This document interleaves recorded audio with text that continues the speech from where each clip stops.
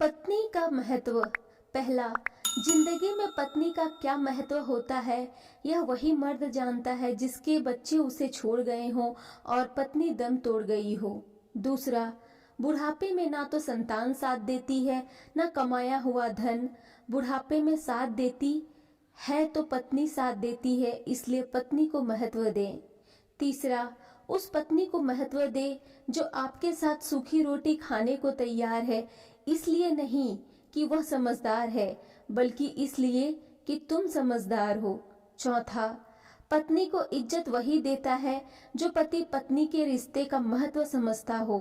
जिंदगी के सफर में पत्नी का बहुत महत्व है, क्योंकि पत्नी ही वो हमसफर है जो सफर के अंतिम पड़ाव तक साथ निभाती है।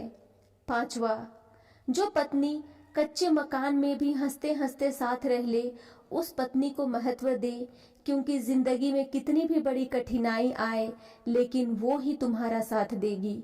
छठवां, कई बार इंसान की आर्थिक स्थिति जब खराब हो जाती है तब सब रिश्ते मुंह फेर लेते हैं, साथ निभाती है तो पत्नी, इसलिए पत्नी को महत्व दे।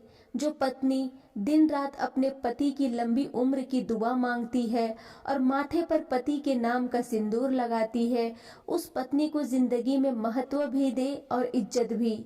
वो खुद ही अपनी नजरों में एक दिन गिर जाता है जो पति अपनी पत्नी को महत्व नहीं देता।